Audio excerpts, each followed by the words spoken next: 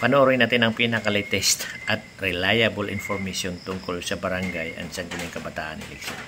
Pero bago yan, pwede bang pakisubscribe sa aking YouTube channel at pakipindot na rin ang notification bell para updated ka sa mga videos ko.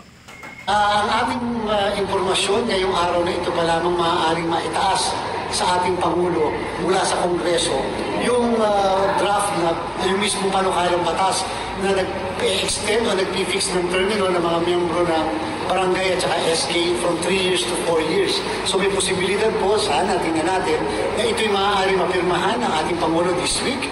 And therefore, yung 30-day period po pala ay hindi pa nagsisimulang mag-count dahil ito'y wala pa sa lamesa ng ating Pangulo.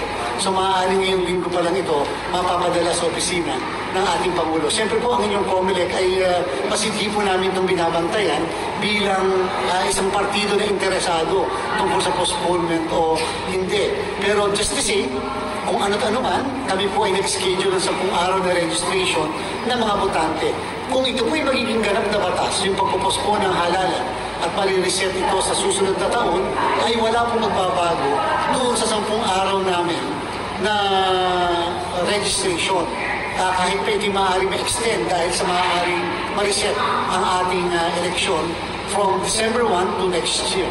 Wala siyang violation yung registration doon sa 120 days? Parang wala po.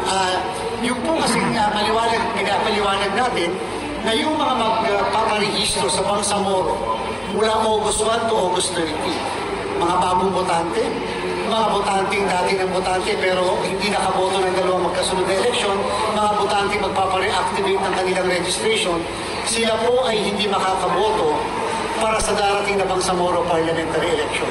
Makakaboto lang po sila para sa barangay SK election dapat ng December 1. Yun lang muna. Abangan. Until Saturday, thank you for watching.